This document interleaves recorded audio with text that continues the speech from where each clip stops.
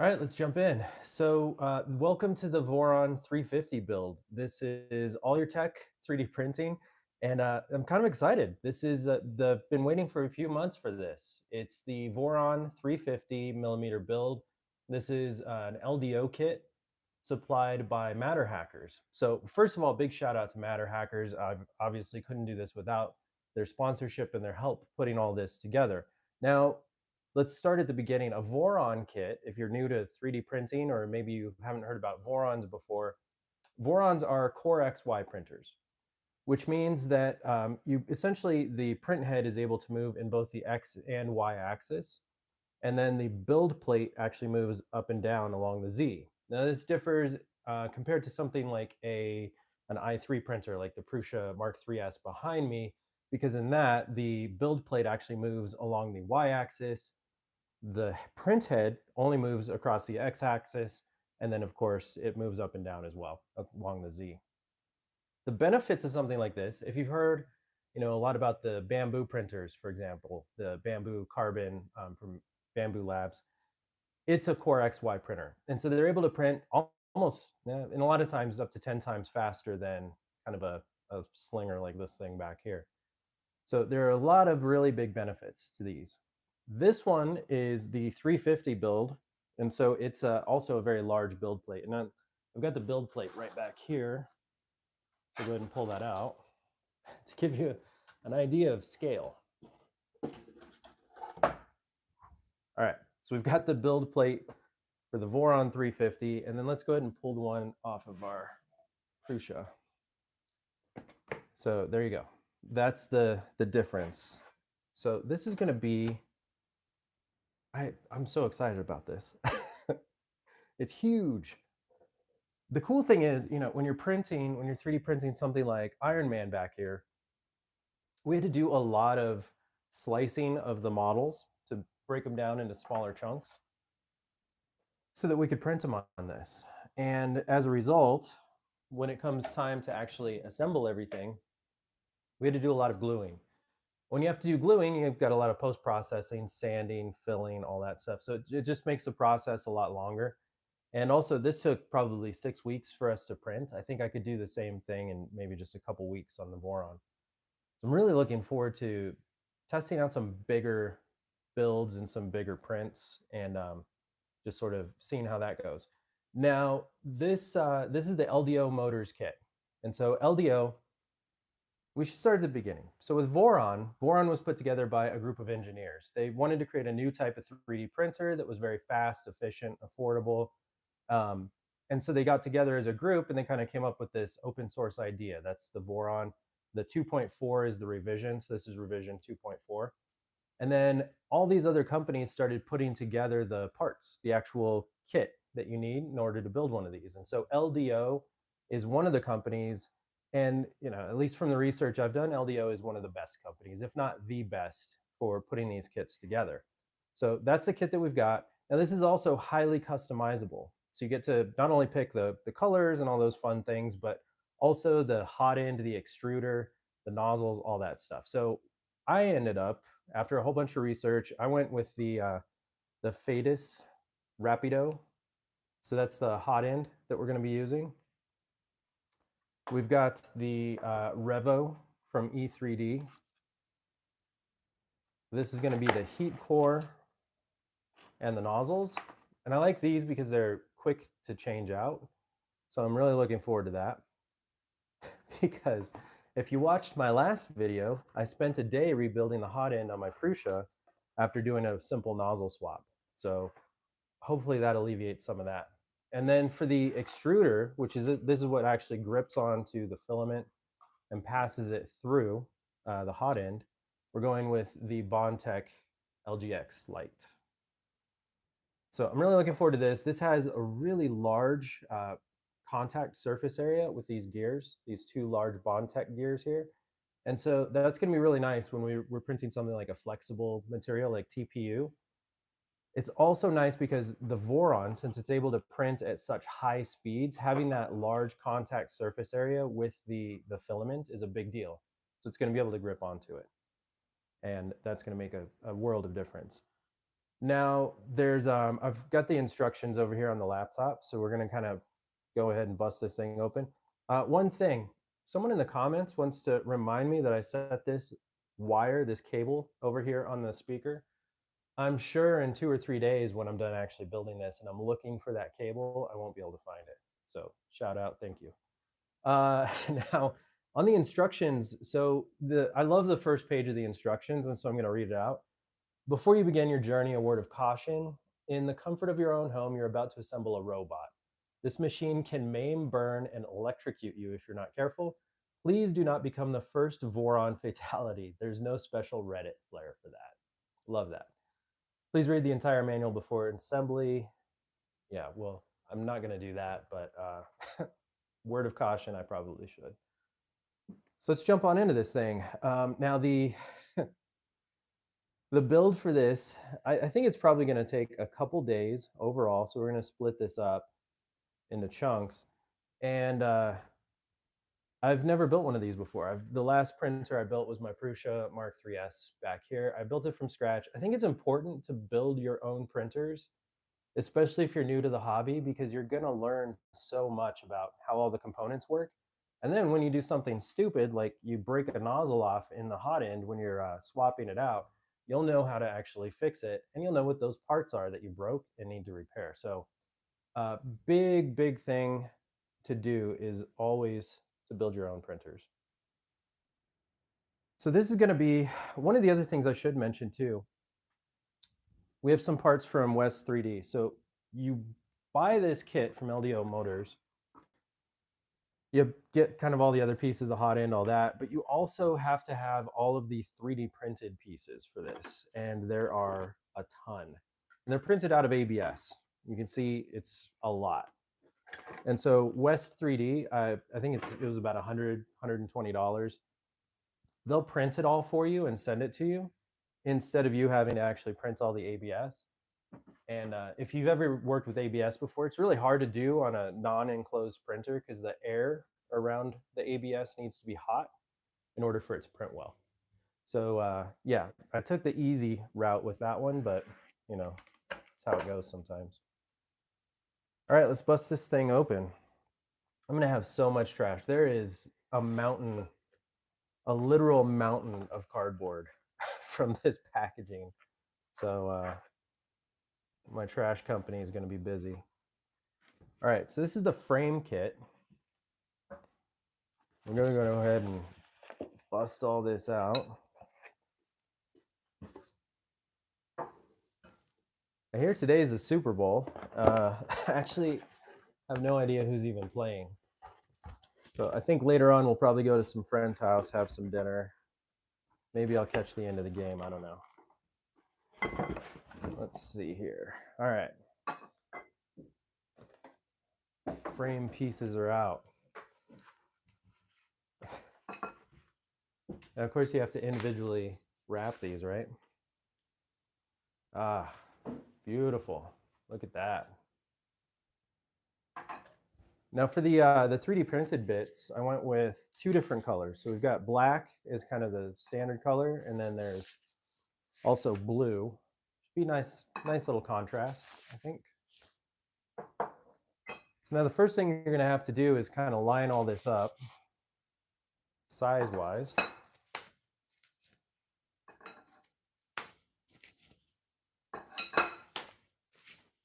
Got a little process going here. Trying to get it done relatively quickly at least. All right, we got those out. And these are the angle corner pieces. There are 4 of these guys. I assume there's also a whole mess of screws somewhere. I should probably figure that out sooner than later. But up till now, at least, I haven't seen them.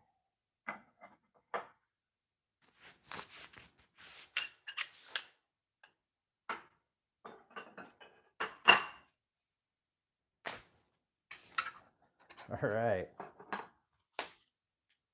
Getting there.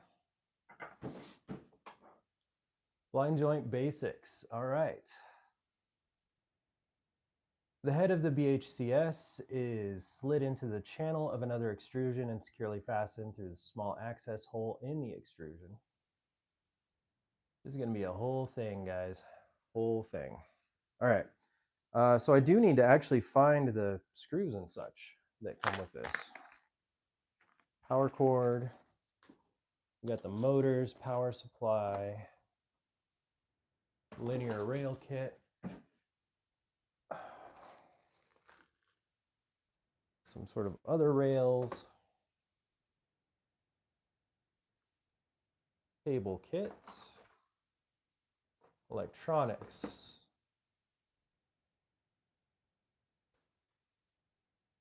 Belts, chains, and fans. Electronics too. Oh yeah, this is the guy. It's heavy. Fasteners, tools, and miscellaneous.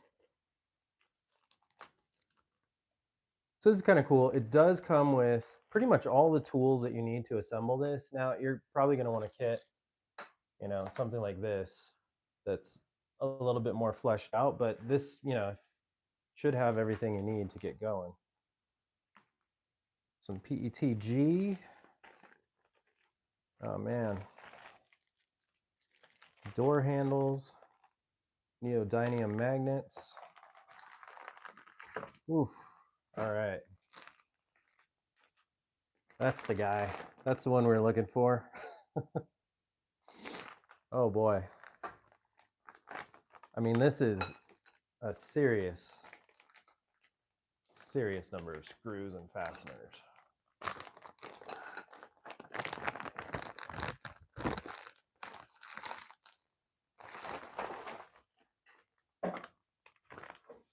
We already got one down. All right.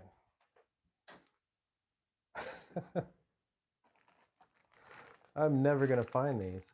Actually, BHC, first pack I pull up. What are the odds of that, right? All right. Now, what size are these? Of course, it doesn't say. All right. Need the 2.5 millimeter hex driver.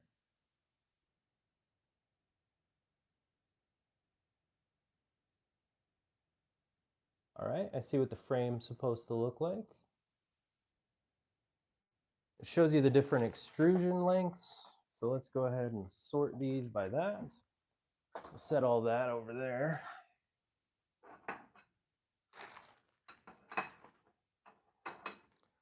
You're going to need a sizable work area if you undertake building a 3D printer in general. So be sure to set something aside so you got a little bit of room to spread out.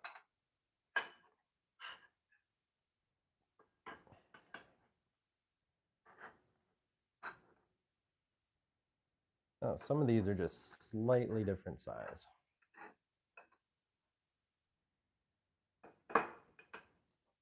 Just enough to cause a whole bunch of confusion as you're building, I'm sure. All right, let's break out the tool set. It's got a whole bunch of Allen keys, a drill bit, and then not quite sure what that is. Brass insert solder tip? Okay. One of the other benefits of the LDO motors kit is that it actually comes pre-wired. And so all the harnesses and all the cable connections and everything else are already included on the motors. That's a big deal because I've seen some of the other builds from some of the other kits, and you're going to spend several days just doing wire crimping and connections. And while I enjoy doing builds like this, I don't so much enjoy crimping wires for days on end or soldering. So I'll take the kit pre-assembled, thank you. All right, M516. I can't believe it's the first set of screws I grabbed out of there. That's great.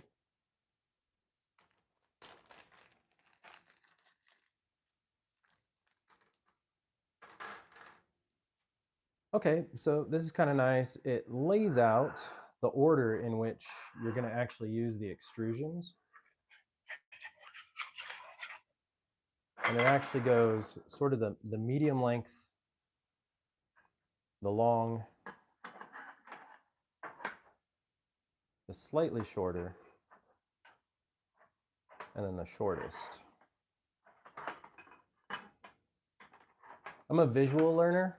I don't know about you all, but I like to be able to kind of visualize things in a three-dimensional space in my head. And so what I like to do, and it's the same if I'm building Legos or something else, but I like to lay everything out, especially oriented the same way as the diagrams, and that just helps you visualize what's going on a little bit easier.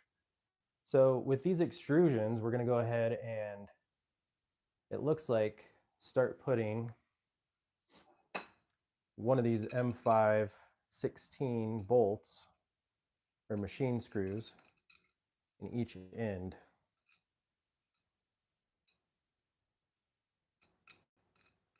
And then what ends up happening is these sort of slide together, and you can see those machine screws, the heads, prevent it from sliding out.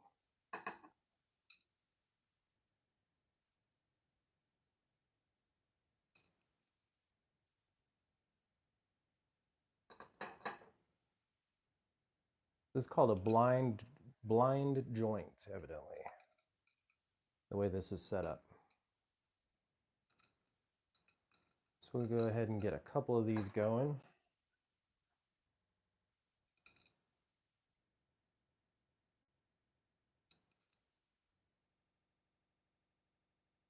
Not exactly the most riveting part of the build, but you know how it goes.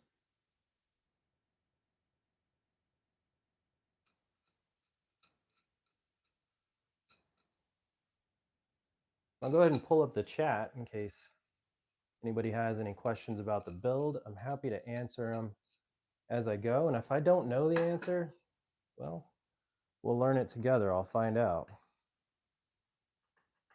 Now this kit does have an enclosure. All the Vorons do. They're kind of made for, they do a really good job of printing high heat materials, things like ABS. And then if you caught my last video where we had the Diamondback diamond tip nozzle on there, I'm looking forward to printing some things like carbon, maybe even nylon. So a little bit other higher temperature things as well. I think that's generally pretty fun. I like making functional 3D prints in general. So, you know, if you've seen my videos, a lot of things like the hydroponic towers, I'd like to redesign those so they're more organic in shape. I think they're a little bit blocky right now, the designs that I've seen and the design I picked up on Thingiverse. So I think the next step is going to be kind of designing my own, or at least modifying the existing ones out there. And then obviously, you know, we got Iron Man back here for my son. That was a fun project. So I'm looking forward to doing some more of that. Now, one thing I'll kind of give you maybe a sneak peek. All right, maybe not. I think my daughter took it, but we started 3D printing on fabric. That's a super fun process, and I think we're going to see what we can make out of it. But essentially what you end up doing, and I'll do a whole series of videos on this, but we found a way where after the first couple layers are printed on your 3D printer, you're able to lay down some of this tool, this white mesh. And if you lay it and you stretch it down over those first couple layers and you pause the print, you're able to resume the print and then actually continue layering down the 3D print, the model, and it actually binds, it sandwiches the fabric in between the layers of the 3D print. And so then you can take that and you can either make a garment out of it or jewelry, you know, something like a bracelet or something, or you can use fabric glue and actually glue it to an existing item. And that's just a fun way. I think, you know, my daughter has kind of dreams of one day being a fashion designer. And I think incorporating 3D printing into that could be a really, really cool way to go about it. Not only that, but, you know, my daughter's 9, and so any chance I get to get her involved in 3D printing or get her excited about engineering and this sort of space, I'm all about it. Now, interestingly, this doesn't seem to thread into these longer ones. So I think all we needed to do is thread these into these first couple here. So we've got that done. Build on a flat surface, glass or granite. Well, we've got wood. Hopefully this is fairly flat. I'll find out later. Those might be famous last words. Somebody record that, because I am recording it, but somebody is going to print that back later. When I say, hey, the bed isn't quite level or whatever happens, you'll know why. All right.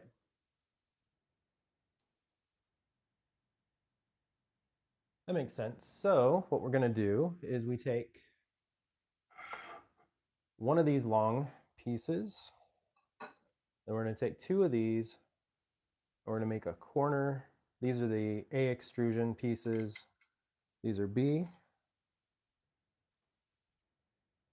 This is a nice setup. Okay. I don't know if you can see that on the camera, but the way this is set up, so you've got these machine screws threaded into this. And then when you slide it through the channel, obviously the machine head is big enough to where this can't come off. But how do you tighten it after the fact? There's these holes machined through the cross section here. And so you can fit a hex tool or whatever you need in there. So let's go ahead and grab that. It's our 2.5 millimeter.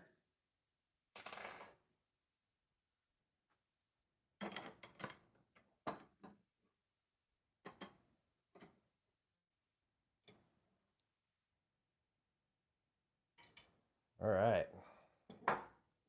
Got our first piece here. I'm going to slide these down. Get the second piece of our frame going. I'm going to pre-tighten this just a little bit.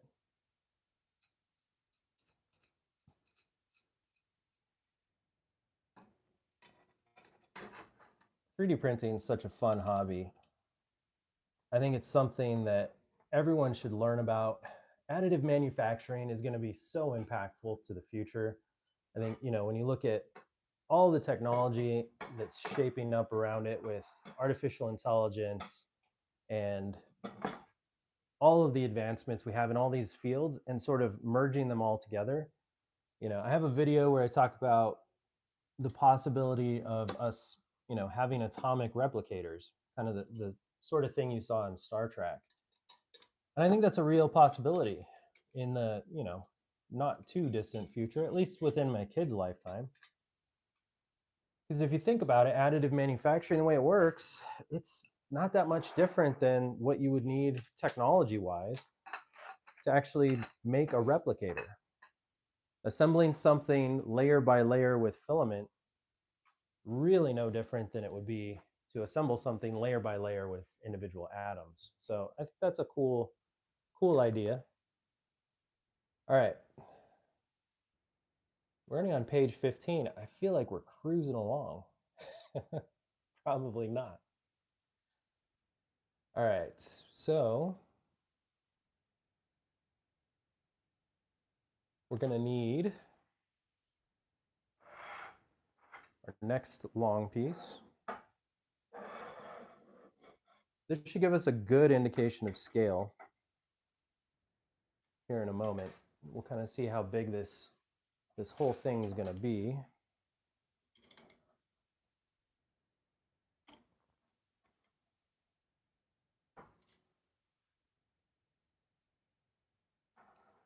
It's not a good sign that I already need more space to build this. But that's how it goes, I think, right?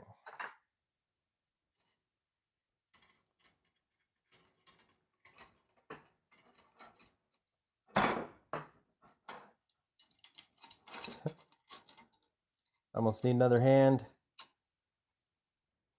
All right. This thing is going to be huge. I actually hope it fits. What I'm thinking about doing is moving my Prusa off into another section. I don't know where. I'll find a place for it.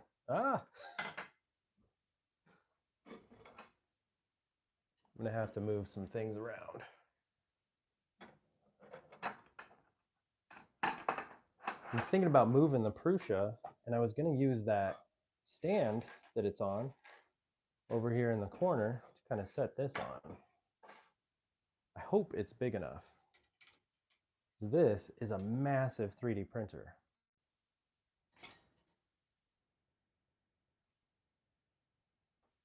How exciting. All right.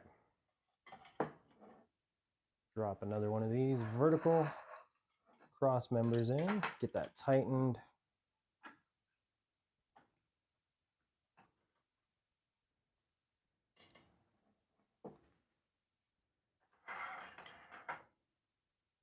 What a fun way to spend a Sunday.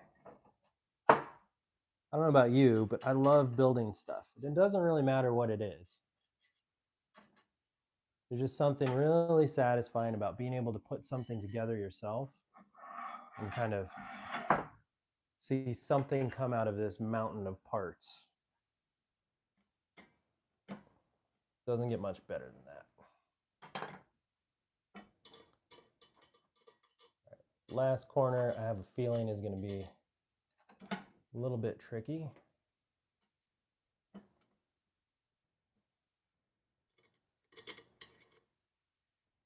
I'm gonna wish I had another hand. All right, let's get this going. Oh, that's not bad. Now let's see if I can do this without knocking my laptop off the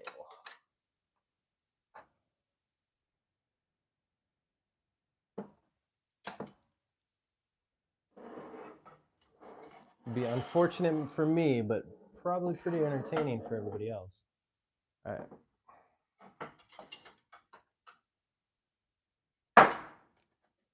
Ooh. There we go. All right, that's what we're going to be working with the rest of the time. This is the size of the printer. I actually do want to see if this will fit over here. I think it will. I think we'll be able to make this happen. I'm optimistic, cautiously optimistic. All right, now it's sort of a rinse and repeat. We're going to take these extrusions and we're going to do the same thing on the top that we just did on the bottom. Now, I'm not going to tighten these down too much because I think after the fact, you're probably going to have to go through and sort of straighten everything. The frame of a 3D printer is so important. It has to be precise. Because if everything isn't level, if it's not square, you're going to have all kinds of wonky issues later down the road, and you're going to wonder why your prints suck. And it probably comes down to improper build. So with a lot of this stuff, it's all about taking your time. I know you want to rush through and sort of, I want to get this thing done and fire off some prints on it just as much as anybody else, but the time you take now is time you don't have to waste later troubleshooting. It took me a long time in life to figure that out.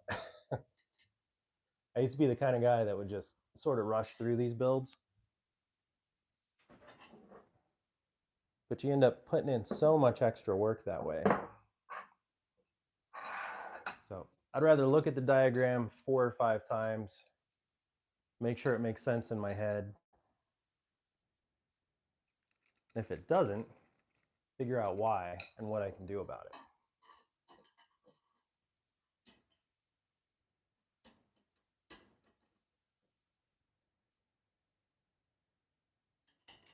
This is a massive printer. I only keep saying that, but it really is. And I think it's gonna be heavy.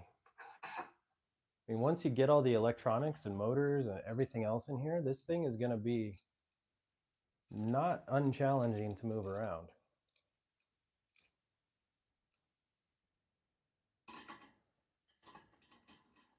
That's okay.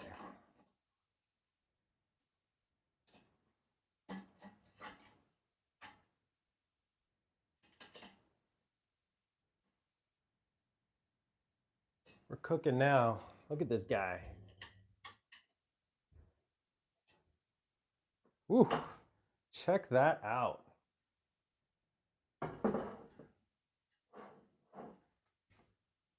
What's the first thing I should 3D print with this? I don't know. Leave me some ideas in the comments. You got to find something cool to 3D print with this. I was thinking, you know, I have this really cool organic vase. I know it's a vase, right? A planter. But I have this really cool organic one. This thing's huge. I got to kind of fit in here a little bit. And I printed this awesome planter. I'll try and grab it here in a little bit, but it's so cool looking. It's just really beautiful shape. And I was thinking, you know, make a really big one and then use that for the 3D printed hydroponic tower. Use that for the actual basin that holds the water. I think that'd be kind of cool. All right, let's see what's next.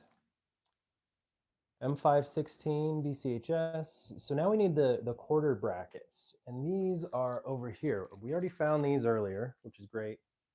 I'm gonna say this is, you know, for as many boxes as there are for this build, it's really well labeled, at least so far. I haven't had any troubles finding anything. Famous last words, but you know, so far so good.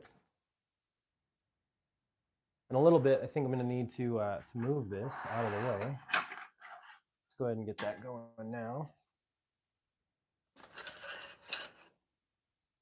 You can't see it underneath me, but man, there's a lot of parts down there.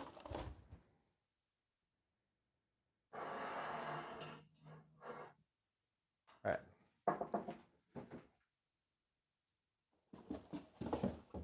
At least give us a little bit more room there to work. All right, corner brackets. So now we're going to take, well, that makes sense. This is why it didn't actually tell us to put the screws in all these, because I need to take these next two that I already put machine screws in, and I need to take the screws back out, because these corner brackets go in.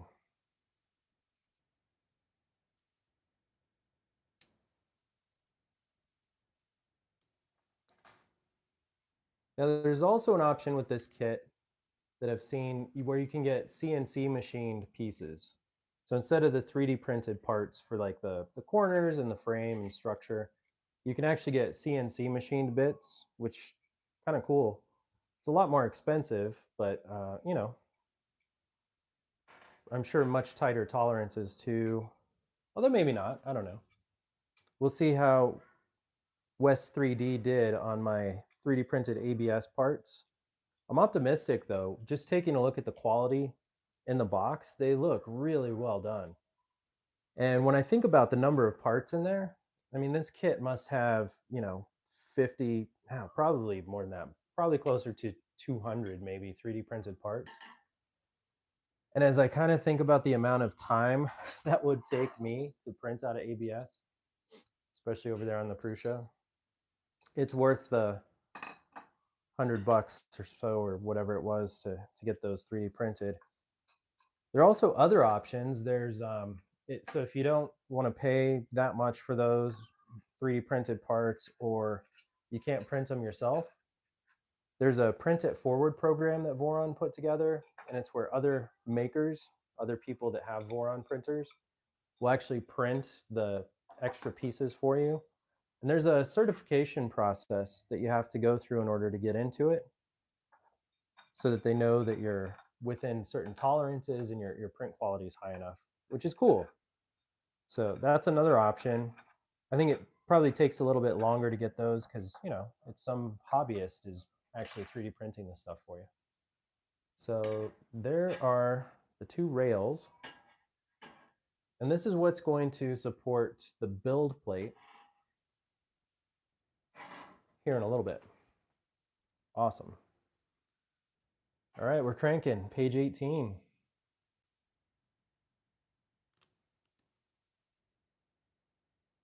All right, so now we need the M510s.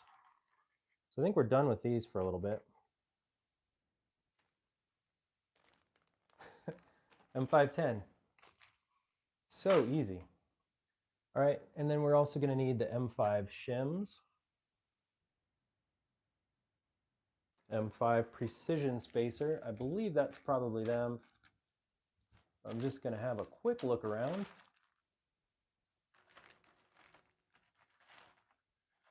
It seems most likely. All right.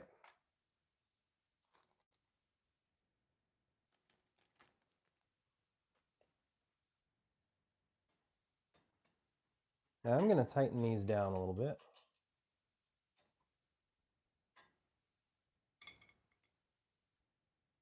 And you can see those brackets, how nicely those lined up on there. And then it has a nice, angled look to it when you come down and put the build plate on. So this will be a nice, real clean frame once everything's done. And then there's also a panel kit that'll go on the outside. And that's going to be what actually encloses this. There's an air filtration system so that, when you're printing some sort of caustic materials, ABS, things like that are just, you don't want to be breathing in. It has an air filtration system built in too, which is pretty awesome. Precision M5 spacers. All right. We need 4 of those guys. And then what we're going to do is we're going to take these spacers and we're going to drop them down in here. And then we have the M5 T-nut.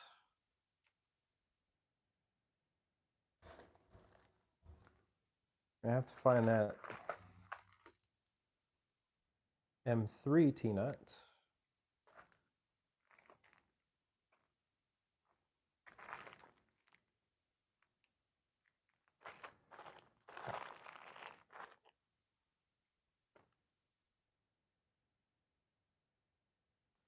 M5 washer.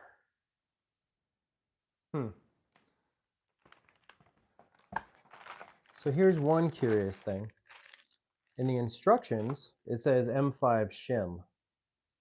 All right, here's the M5 T-nut. So we do need that. So in the instructions, it calls for the M5 shim.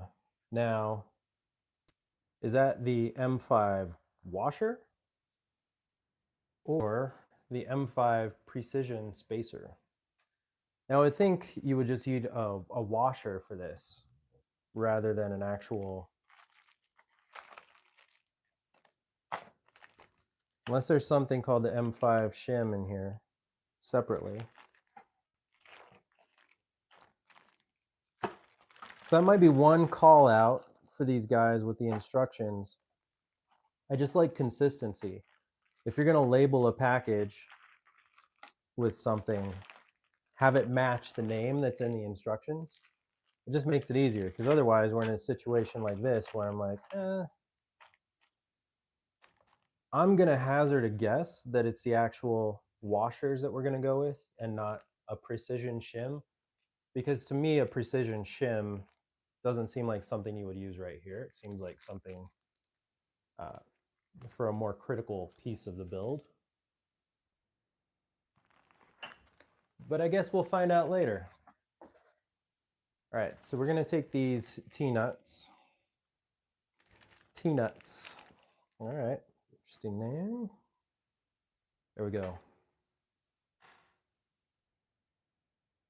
Now the way these work is they sort of drop down in here, and then when they turn sideways, so they drop down into the channel, and then when they turn sideways, they actually lock in place.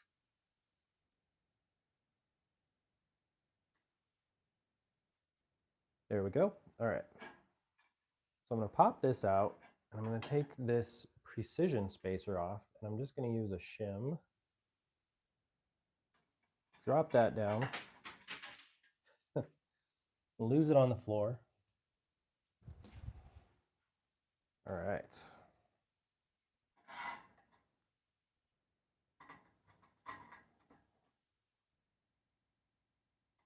And we'll go ahead and just lock that in place. Now we're going to take a second one here and get that going at the same time. We're just going to see what we can get done. Oh, that one flipped sideways. It's like, did you ever play the game Operation as a kid?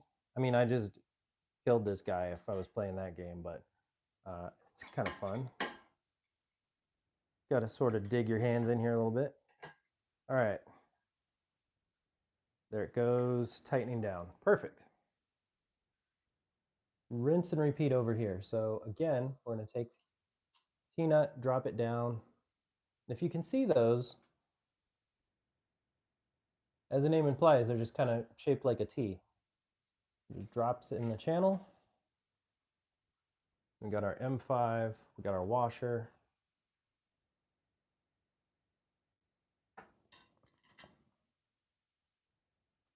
See how well we can line this up.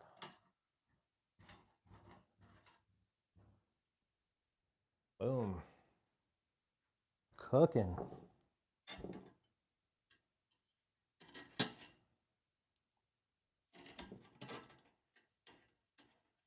That's a nice thing about starting off with something huge like the frame. You get a lot of satisfaction right away because you're like, man, look at all this progress I'm making.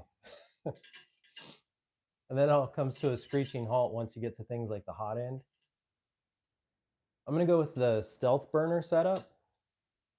There are a couple of different styles of hot end you can use. Stealth burner being the most recent iteration. And I'm curious to see, because I've got the LGX Lite Bondtech extruder and the Fadis Rapido. And so you kind of have to print customized parts for the stealth burner based on the pieces that you're using. So mine's kind of a custom setup, so we'll see if it actually works. The cool thing is, if it does, it's got this nice bright LED light right in the print head, right at the hot end, and so you can even stick a camera in there, other cool things. It also holds temperature a lot better. It does a lot better cooling, I should say. So one of the key pieces of being able to print fast is also being able to cool fast, because if you print a layer and then you're printing another layer on top of it before it has time to cool, and at some of these print speeds, you know, as the print head's moving that fast, that can actually happen. But if that does happen, then, you know, your print can sag and get all kinds of artifacts and defects. So having enough cooling in the hot end is actually a really big deal. All right, position bed extrusions. Find the center line of the printer and position the bed extrusions as shown in the diagram. Okay. Half printer width for standard sizes. So the Vorons come in 3 different sizes, at least. So it's basically a 250 millimeter build volume, 300 and 350. This is the largest. This is also probably the hardest one to tune and get built properly, but you know, we'll see. We'll see how it goes. All right. So essentially what we need to do is find the center line of this. And then we're going to have to get these exactly equidistant from that center line so that they're lined up. And they also need to be square. This is going to be a little bit challenging. Let's see what we've got here to measure.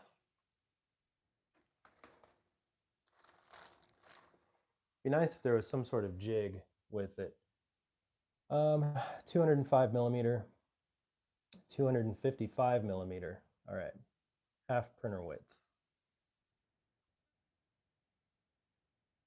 I wish one of these was exactly half the width of the printer. That would make this a much easier job.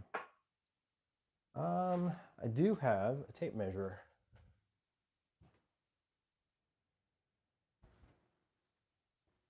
I wish it was metric, so I didn't have to use these wonky US sizes, but you know, can't always get what you want there. So our center line is exactly 10 inches. So this is spot on 20 inches wide. So that means our center line is at exactly 10 inches. Let's see if we can get that to stay on there. Okay, cool.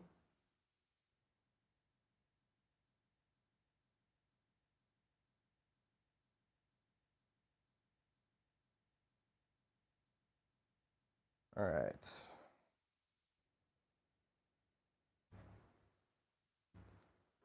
Go 2 inches over, 2 inches over.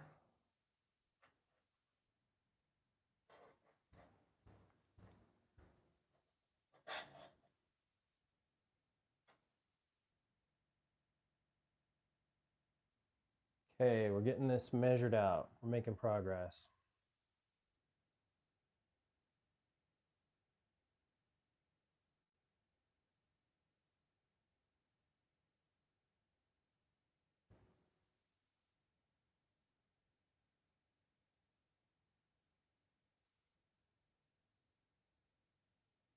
All right.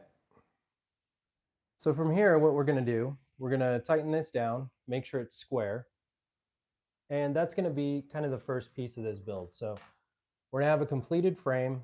And then from here, we're going to start doing some of the Z-axis build. And so that's going to be the stepper motors that go on the bottom of the frame and the bottom base build plate. So what I'm going to do, I'm going to go ahead and hop off. I'm going to take a little bit of a break, and then I'll jump back in and we can continue where we left off. So thank you all so much for tuning in, and we'll start this up again here shortly. All right, we'll see you soon.